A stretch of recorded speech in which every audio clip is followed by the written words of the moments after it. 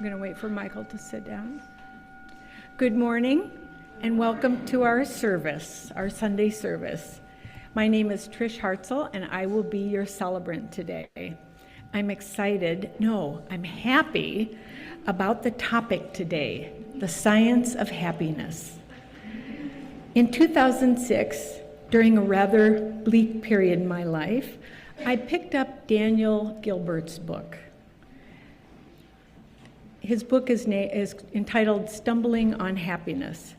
Gilbert is a Harvard psychology professor whose research is aimed at understanding happiness and how we achieve happiness. Gilbert reminds us that the evolution of our prefrontal cortex, we're going to have a quiz on this at the end of the year, and particularly the left side. So if I tap here every once in a while, I can maybe stimulate some activity. But that's a part of our brain that plays a particular role in happiness. And one reason is that the prefrontal cortex gives us the ability to simulate experiences. If we simulate an experience, we can usually decide in advance whether or not we will like that experience. For example, I don't need to taste liver-flavored ice cream to know that I will not like it. So I'm going to save myself that bad experience. But the prefrontal cortex sometimes makes mistakes when predicting happiness, and that's because we have a prediction bias, and our bias might come from things we've read, things we've heard from other people, etc. For example, Gilbert asked people to compare the happiness value of either winning the lottery versus losing your job. Respondents were certain that the lottery win would trump, and I'm using that term in many contexts, would trump losing your job. But in fact, if you wait a while, and in their case they waited about 9 months, after the situation, either winning the lottery or losing your job, they found that there was no difference in the happiness value for either of those groups. So they were equally happy, whether they'd won the lottery or whether they had lost their job. Now, this might surprise you, but large studies from multiple research labs confirm this result. We are able to create and restore our happiness due to something that scientists call a psychological immune system, so we're protected somehow. For example, after 40 years in prison, a wrongfully imprisoned man can honestly say that he is happy because of this unique human ability. Over and over, the results show that most people naturally find happiness with what they have. And stay tuned because Dr. Elizabeth is going to talk more about this important subject shortly. But now I'd like to extend a special welcome to all of those who are joining us for the first time, and I see a few people here. We are very glad that you are here. If you have come in person, you should have received a welcome packet with an information card in it. If you fill that out and drop it into the offering basket, the money collection, we will be in touch to support you in finding your way into our community. If you are joining us online, there's a link on our website to an electronic version of that same card. Our welcoming committee members, I see a few of them out here, have yellow name tags. There's one over there, and can answer any questions or point you in the right direction for additional information. Whether you are new or not, please consider staying for coffee and conversation downstairs after the service. And if you are connecting via Zoom, there will be a Zoom room that you can have chats with other people on Zoom. Now let's say our words of welcome together. Whether this is your first or your 1000th Sunday with us, And whether you rolled, zoomed, ran, or danced in, we are glad you chose to join us. We are one people of many beliefs, identities, origins, sexualities, and genders. All are welcome here. Now we'll take a moment to say hello across the technical divide. First, we're going to show the people joining us on Zoom. If you are at home, please turn on your camera. Now, people at home, please wave. Now, people who are attending the service in our building, it's your turn to wave.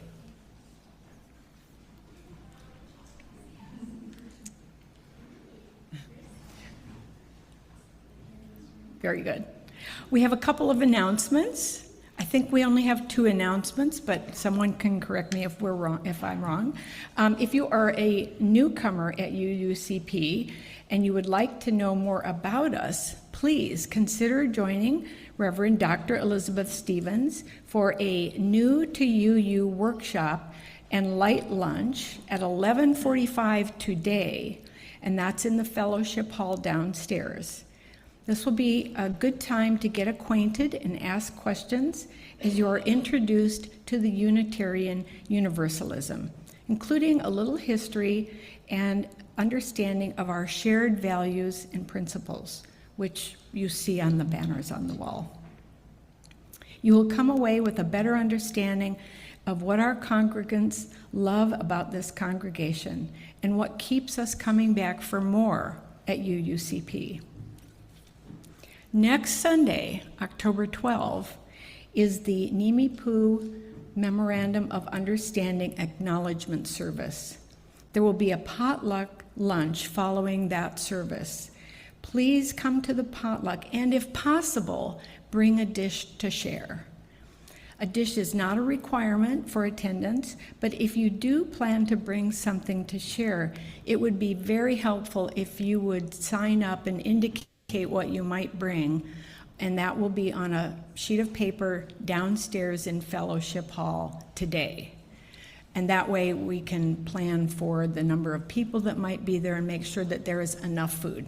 Always important. And now I'd like to do our territorial acknowledgement. The land on which our church is built is part of the ancestral homeland of the Nimipu, the people, mistakenly called the Nez Perce, for pierced noses, by French-speaking trappers and traders. We acknowledge that the land is held in sacred kinship since time immemorial.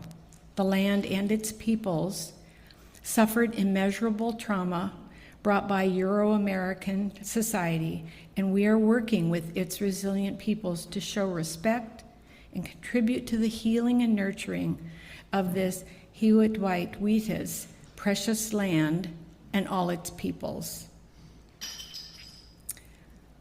Let's light the chalice. And we need a child, but Zena will do it if one of you will not. Do we have an offer? Oh, we have a volunteer. And I hope that everyone at home, people joining us on Zoom, have a chalice or a candle to light and something to light it with. Let's light our chalices together. In the light of truth and the warmth of love, we gather to seek and seek to share.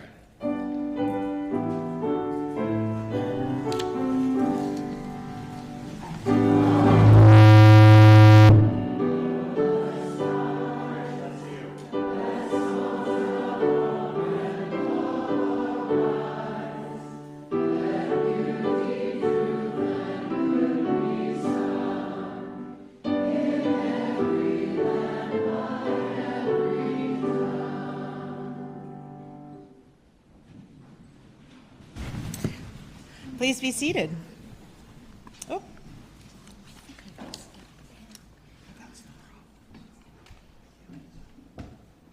Okay, am I good, Sam? Okay, hi. Good morning. Good morning, everyone. I am the Reverend Dr. Elizabeth Stevens, and I'm lucky enough that I get to serve this congregation as its minister. So on a scale of 1 to 10, where 1 is misery and 10 is complete and total happiness, where would you place yourself? If you're comfortable, go ahead and put your hands up.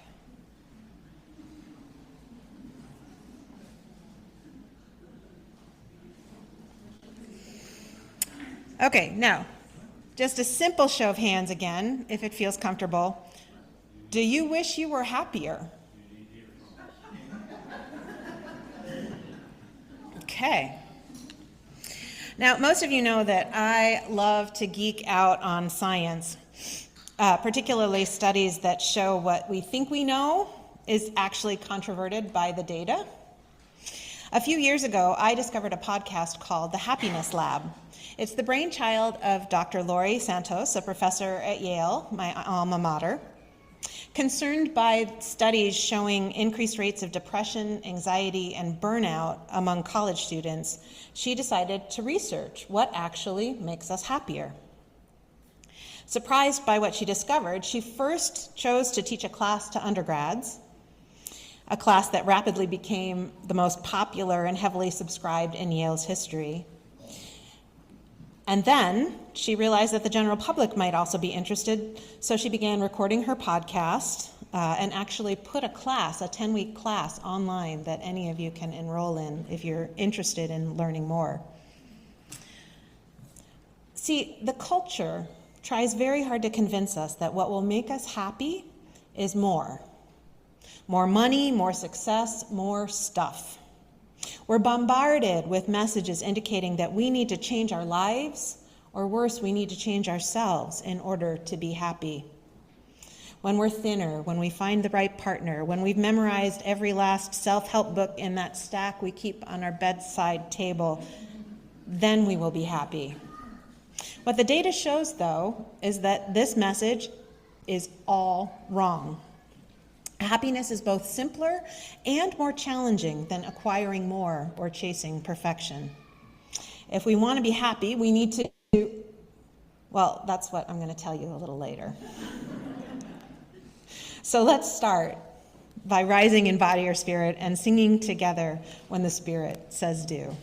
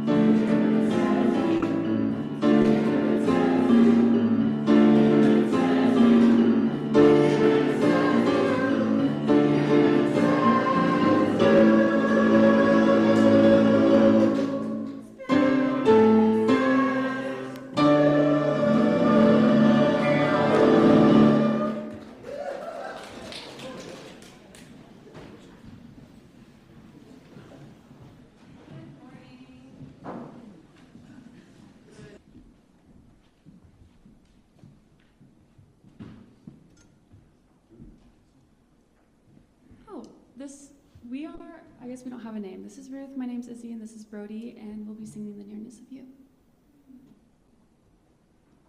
in a second.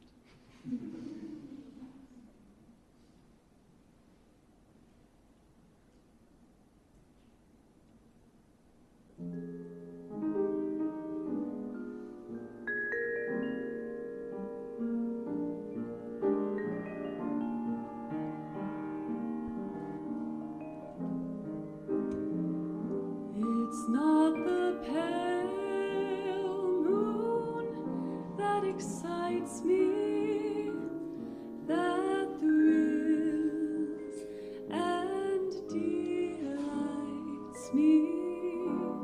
Oh no, it's just the nearness of you.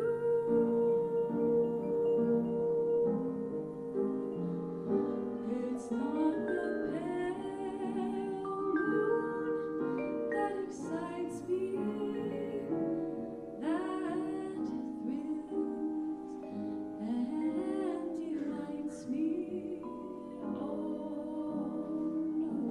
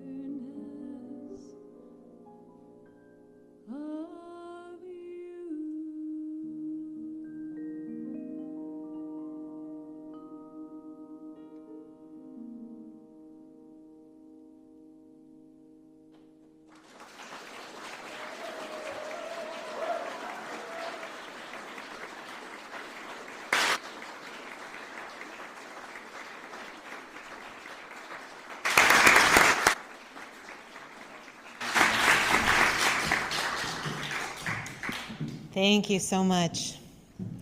Our reading today comes from an interview in the New York Times with Dr. Laurie Santos. She says, "Our minds lie to us. We have strong intuitions about the things that will make us happy, and we use those intuitions to go after that stuff, whether it's more money or changing circumstances or buying the new iPhone. But a lot of those intuitions, the science shows, are not exactly right or are deeply misguided. That's why we get it wrong. I know this stuff, but my instincts are totally wrong. After a busy day, I want to sit and watch crappy Netflix TV shows, even though I know the data suggests that if I worked out or called a friend, I'd be happier. But to do that, I have to fight my intuition. We need help with that, and you don't get it naturally, especially in the modern day. There's an enormous culture around us of capitalism that's telling us to buy things, and a hustle achievement culture that destroys my students in terms of anxiety. We're also fighting cultural forces that are telling us, you're not happy enough.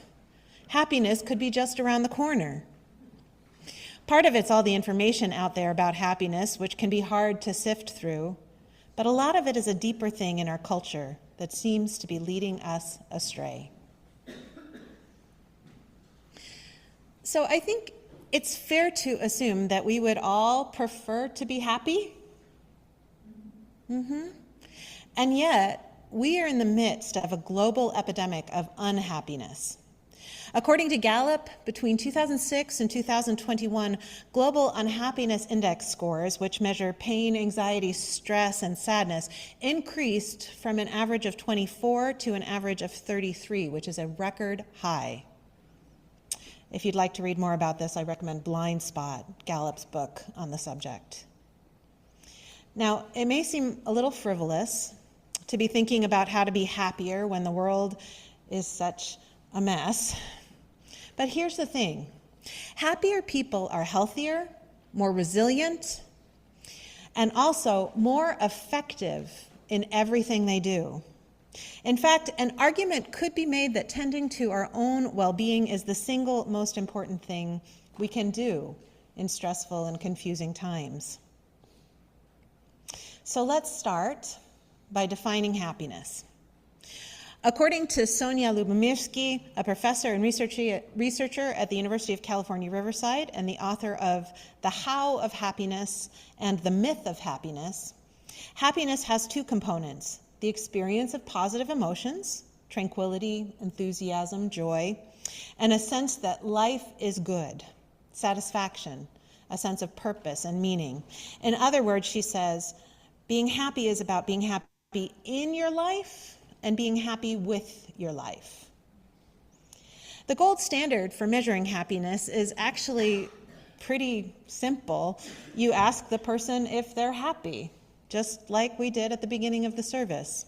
And it turns out that, as subjective as it sounds, when it comes to happiness, what we self-report correlates remarkably well with other data, from how often we smile, to levels of the happy hormones in our blood, to how happy our friends and families think we are. Now, we tend to think that happiness is the result of good circumstances, having enough money, a good job, and good health. The science shows, though, that the causal arrow actually goes in the other direction. Feeling happy leads to better life outcomes. People who report higher levels of happiness live longer, have lower levels of chronic illness like diabetes and heart disease. They're even less likely to catch a cold when they're exposed to it. Happy people are more likely to get called back for an interview and tend to have better relationships. In one study, teenagers who reported higher levels of life satisfaction wound up having higher incomes than average, while their classmates who struggled with more negative emotions were also more likely to struggle financially later in life. But those good outcomes, turns out they don't, in and of themselves, lead to a happier life. So take financial success, right? Studies show that happiness does increase as wealth increases until it reaches the level where a person can support themselves and has just a little bit of extra for vacations and hobbies. After that, there's a negative correlation. The more money we get, the less happy we are. I sure wish the greedy billionaires who are killing our democracy believed in science, particularly those studies. As for success, it turns out that our competitive nature actually can get in the way of our capacity to experience and celebrate happiness. Santos talks about Olympic medalists and uses them as sort of a parable. Gold medalists are, of course, measurably very, very happy. But silver medalists often see themselves as failures. They focus on how close they came to winning. The people who get the bronze, meanwhile, they are over the moon, delighted to be Olympic medalists. And the truth is that the folks who never had a realistic shot of medaling in the first place, they just take tremendous pride in being Olympic athletes in the first place. So you can come in last at the Olympics and be happier than the silver medalist in your event. Isn't that fascinating? We also think having more choices will make us happier, but the opposite is true.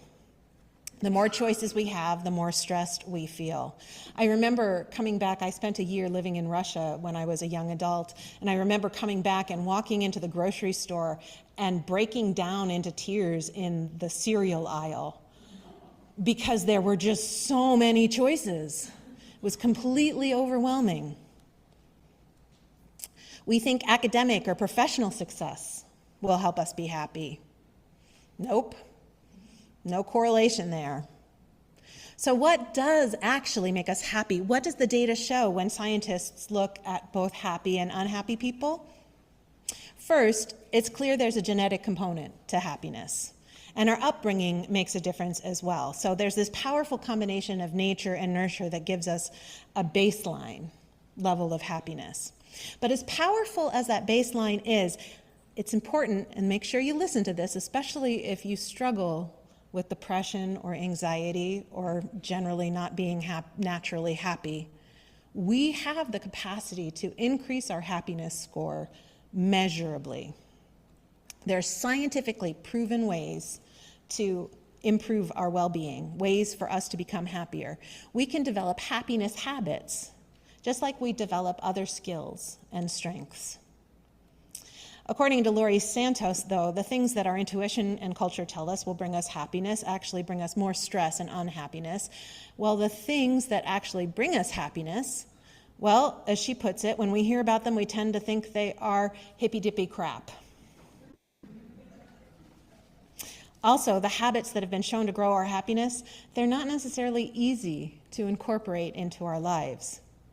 Santos's class at Yale actually earned the hashtag hardest class at Yale, not because the assignments were onerous, but because students were expected to actually work on developing their own happiness habits as part of their enrollment. Santos is charmingly forthcoming about her own struggles to practice what she preaches. Turns out that becoming happier takes quite a lot of practice and discipline. It's kind of like going to the gym to improve our physical fitness. If we want to become happier, we need to just do it. I don't know, when I go to the gym, it's hard to get out the door, but then I'm always glad I got there, right? So it's like that. We need to just do it and prioritize practices that have been shown to actually improve our well-being, no matter how hippy-dippy they might feel at first glance. So we don't have time today to explore the science of happiness exhaustively. So in addition to the podcast, for those of you who listen to podcasts, it's called the Happiness Lab, I want to let you know that she offers a 10-hour class online that's free to enroll in. The first 1,000 people who took that class, that free online class, actually averaged almost a 1.5-point increase on the happiness scale. So that said, incorporating any of the practices I'm about to mention can move the needle. Now, one practice, which maybe feels like it's in the hippy-dippy category, is to keep a gratitude journal. An NIH study found that taking the time to write down just 3 to 5 things we're grateful for just before bed significantly improved the mental health of study participants in a single month. Turns out we find what we're looking for. And if we're looking for things to write down in our gratitude journal, we notice more things that make us feel happy. I'll confess I've never kept a gratitude journal, though I'm willing to give it a go, I guess. What I have done is try to incorporate gratitude as a self-corrective when I'm feeling frustrated about something. If I notice myself feeling that combination of powerlessness and irritation that I identify as frustration, I take a step back and a few deep breaths, and I force myself to come up with 3 reasons to be grateful. It works. It's a little weird, but it works. A second practice falls more in the hard to establish and maintain the habit category. Physical exercise. The data here is very clear. The more we move, the happier we are, up to a point. People who exercise between 150 and 300 minutes a week, so 30 to 60 minutes, 5 times a week, were just as happy as those who exercised more than that, more than 300 a week. So we don't have to live in the gym. Moderation is key.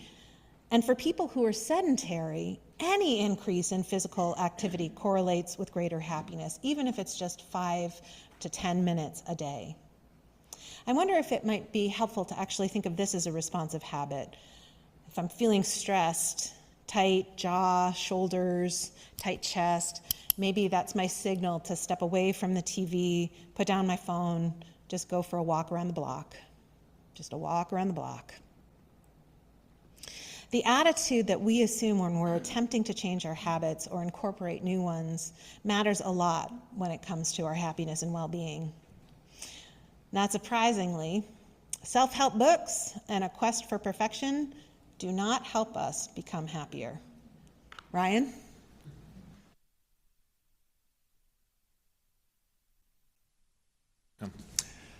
My name is Ryan, and I am a self-help addict. A perfectionist, thank you. I was hoping somebody would do that. A perfectionist, if you will, and in recovery. See, I learned at a fairly early age that people cannot be depended upon. I learned that whatever I wanted out of life, I'd better figure out how to do it myself. And if I failed, well, that was on me, and the result of personal inadequacy. Failure was deeply personal and unforgivable, and asking for help was and remains a source of shame for me. Self-help became my lifeline. This was a path that promised to lead me back to the good life, all on my own. And even though, of course, that was a lie, it kept me afloat for a lot of years. I treated the 7 habits of highly successful people, the success principles, how to win friends and influence people, think and grow rich, and so many other books as gospel. Now, when I was in college, I pulled all these years of collected self-help materials and lists and ideas into this big, massive, multi-phase endeavor that I just called The Project. Dun, dun, dun. The plan was to create this comprehensive list of all my flaws, convert each one into a SMART goal, and then work through these hundreds of tasks one by one until I achieved the perfect life and the perfect me. So I took my binder of materials very proudly to my counselor, and I explained my grand plan. And she leafed through the pages without really looking, and she sighed, and she set it down, and she took my hands, and she looked me dead in the eyes, and she said something that I will never forget. She said, "Ryan, you need to get laid."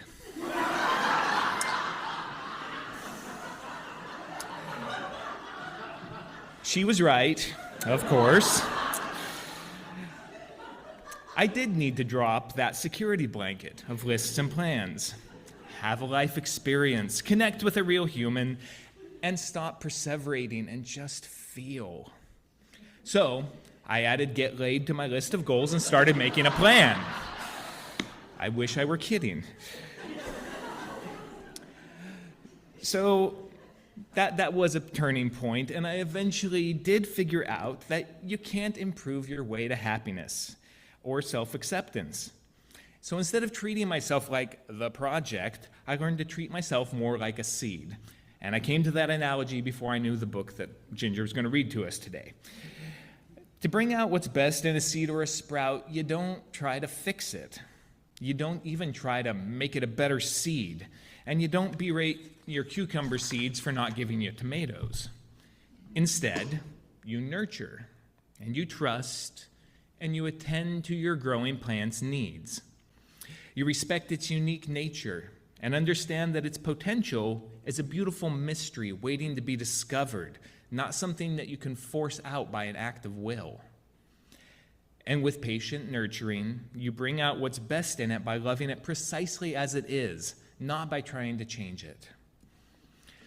So I'm still learning what I need to grow, but I know that I feel more like myself when I make time for exercise and yoga, sleep and play and time with friends. I know that I thrive when I come here to this church and do good work with good people. And I'm nourished by music and poetry and writing and time in nature. And just as a growing plant sometimes needs an intervention to survive pests or disease, I too have been healed by counseling and medication. Perhaps most importantly, I've learned to stop expecting books or videos or other people to know what's best for me. To nurture yourself, you first have to know what you truly need. So the first step toward a life of joy and meaning and happiness, I believe, is to trust your inner wisdom, honor your desires, and heed your intuitions, and stop looking for your answers out there. So tell me, what nourishes the seed that is you? Thank you.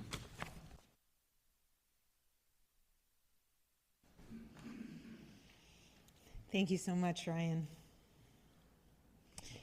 By far the most effective way of improving our happiness index is to engage in what scientists call pro-social behaviors. These behaviors include positive social interactions like volunteering our time, using our money or other resources to help others. As you would expect, the data is clear that spending time with close friends is incredibly beneficial to us. Lack of close friends and intimate connections, meanwhile, has been shown to be hazardous to our health. In the 2023 Surgeon General's report on our epidemic of isolation and loneliness, it states that isolation increases the risk of premature death as much as smoking 15 cigarettes a day. But beyond having a robust social support system, just being kind and friendly to strangers, it turns out, makes us happier. One study showed that simply adopting a practice of having positive interactions with strangers, like the barista at Starbucks or the person who scans groceries at the supermarket, measurably increases our happiness. Speaking as someone who once worked in a service industry, it also makes their day easier, so that's a win-win. Another fascinating study measured happiness before and after spending money given to the subjects by the researchers. Half of the people who participated were told to spend the money on themselves, and the other half to find a way to spend it on someone else. Guess which group reported a greater bump in happiness? And it was much greater. The studies on the benefits of volunteering, meanwhile, show tremendous benefits. I think most of you already know this. Certainly in this congregation, it's a lot easier to find volunteers than it is to find people willing to ask for support or help, which is why I know I'm like a broken record. I keep reminding you over and over that when you ask for help or support, you're giving a gift because you're offering someone else the opportunity to reap the benefits of being a helper for you. How many times have I said that in the last year? Like maybe way too many, but it kind of can't be overstated. You know, as I look around this room, I have a greater sense of preaching to the choir than I usually do on a Sunday. I see so many people who already know what really matters. I see people who are generous, people who are open-hearted, people who are connected and grounded and smart enough to put down their phones and go outside every day and move their bodies. I see people who find joy in live music and dancing, who find beauty in art and in nature and in one another. You know what? This church, this community, you're my happy place. I hope it's a happy place for you as well. I love you too. So may we ever and always be a sanctuary, a place for people of goodwill to gather and grow, to love, to give thanks, and to connect with one another. May the strength we gain within these walls empower us to move into the world with purpose, lightness, and generosity. How lucky are we to have each other? I love you all very much. So be it, and blessed be. Please be seated. Our closing reading is Mind Wanting More by Holly Hughes. Only a beige slat of sun above the horizon, like a shade pulled not quite down. Otherwise clouds. Sea rippled here and there, birds reluctant to fly. The mind wants a shaft of sun to stir the gray porridge of clouds, an osprey to stitch sea to sky with its barred wings. Some dramatic music, a symphony, perhaps a Chinese gong. But the mind always wants more than it has. One more bright day of sun, one more clear night in bed with the moon, one more hour to get the words right, one more chance for the heart in hiding to emerge from its thicket in dried grasses. As if this quiet day, with its tentative light, weren't enough. As if joy weren't strewn all around. Please join me now in our musical benediction.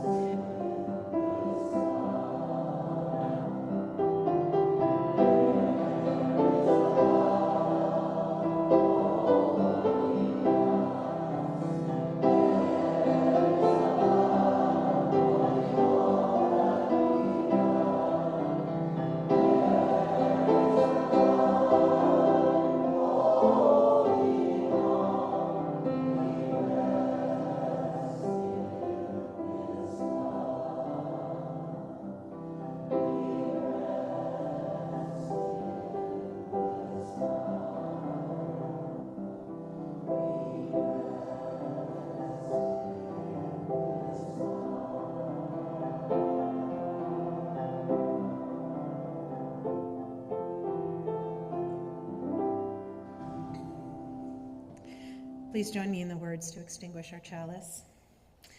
We extinguish this chalice.